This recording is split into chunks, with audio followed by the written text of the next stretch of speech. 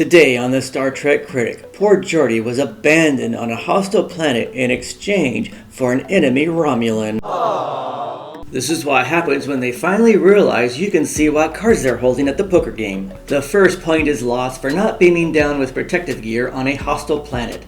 They did it on the cage, so they can do it here. Another point lost for telling just 3 of them to spread out so far away we can only see 5 feet in front of you. Look closely. The Romulan with green blood like a Vulcan gets whacked in the head by Worf. Look close. Worf's comm badge is upright. Now it's crooked, so -1 point. Geordi falls down the hole and his visor lands to his right. -1 point for his visor not beeping when it falls off so he can find it, and -1 more point for it being right in front of him now. Normally I would take a point for them not beaming directly back to sickbay, however this transporter was on auto return this time. And why is it the only time we see the stretcher is when there's an enemy Romulan on it? Dr. Crusher tells off Worf. This is foreshadowing for what's coming later. 1 point lost for the doors magically knowing they want to go through and opening for them. 1 point lost for a Galaxy-class starship not having a medical manual for Romulans. 1 point lost for saying there's no sign of cranial trauma because he's got a big gash in his head and Worf whacked him. And again, the galaxy's largest mobile computer has no information on Romulan-compatible ribosomes. -1 point for jabbing anything into a person's neck. It's going to go straight to your brain and cause more problems than good. That was a total waste of time. Meanwhile, down on the planet, Geordi discovers this place is a diamond mine and thinks, hey, I can stay here and make billions. That's what they get for leaving me behind. And I will have to take a point here. If Geordi had a phaser, why didn't he just shoot it straight into the air through the hole so Riker and Worf could see him? Jean-Luc poses like Peter Pan. Wesley saves the day. And another point lost for not making 4 spikes and attaching the bottom 2 to his feet so they don't hang like this, because that's going to weigh a lot after a while. Card and Tomalak shout insults. Deanna says he's full of it and the narrator's going to take a point because I have less than 5 lines this episode. Is there an epidemic on the Enterprise right now? Because look at this, sickbay is full. Worf says eyes 1 and 2 and 1 point lost. This is reused footage from Where Silence Has Lease. And another point lost. Just where is he going? He didn't fall that far away from the landing spot. Seriously, half this show is poor LeVar Burton crawling alongside the wall trying not to fall into that puddle of water. And how did he know it was Wesley's idea? All that work to get out of the hole and he gets knocked out. Not a good day for Geordi. Bakra has a terrible one-track mind. Geordi has sand in his shoes. That's worse than falling down the hole. And look close, his comm badge has fallen off. Now comes the rock slide. Geordi loses the point here. He should have grabbed that phaser out of his head while he had the chance, but he didn't. And that is a lot of sand.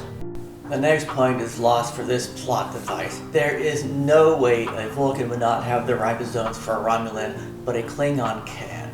It was just done so Worf could be a little jerk, and Dr. Crusher can get really pissed off. Worf stomps off and Dr. Crusher is thinking, damn, that's so sexist of him. Geordi says, put that thing away, the cameras are back. Makes you wonder what they were doing during the commercial break.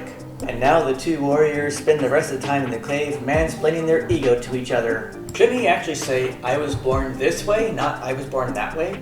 And shout out to LeVar Burton for wearing the blind contacts. That's gotta be worse than the sand in his shoes. And the cerebral mansplaining suddenly turns into, hey, we're enemies, but we need to work together to stay alive episode. Tomalak is so upset he accuses Picard of being the left fielder. The left fielder's name. Why? Geordi sings his favorite Bakra song. Now Geordi calls Bakra the 3rd baseman. He's really shouting those insults. Worf catches Riker drinking on the job and downloading porn at the same time. Then they have a mad moment. Beverly tries to pull the guilt trip card on Worf. The Romulan says, Klingons are assholes. Worf says, you're an asshole too. Of course, Beverly's not around to realize her plan is a waste of time. Geordi and Bakra discuss, should we stare off into space and be miserable or help each other? They decide to help each other. This is a really predictable show, isn't it? Instead of trying to save each other, they do the who's on first routine. What's up with that? The next point is lost for them not discussing why they can't use the shuttlecraft. That way the viewers would know why. Now Worf has to answer to Picard. This is really an invasion of his privacy, but Picard has to balance the needs of the many with the needs of the few. And it doesn't really matter because the Romulan died. The pissing match continues. Neither one is really handling it very well. Worf says, "I, number 3. But seriously, what can Tomalak do? He's on the wrong side. As if by magic they find the neutrino beam, and Picard has a new bargaining chip.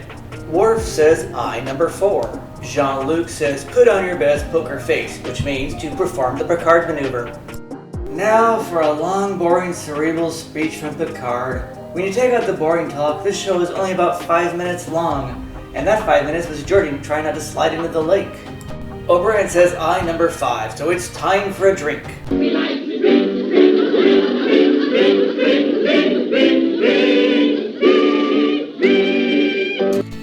Personally, I don't think Tomalak would have fired since he's in their territory.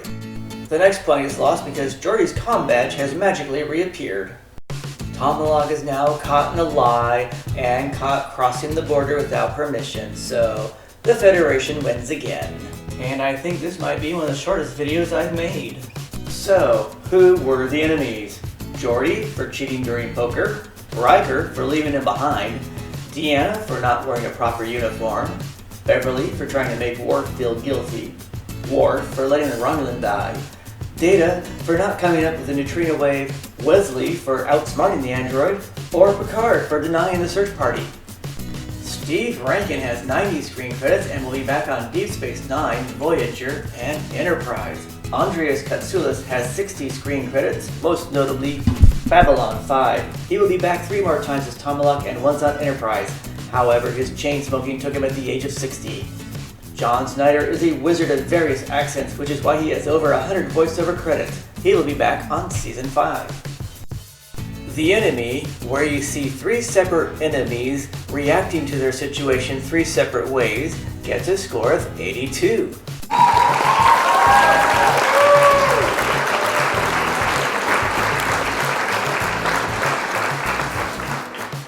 Thanks for visiting. Please leave comments below. Be sure to click that like button, the share button, that subscribe button, and I'll see you again soon.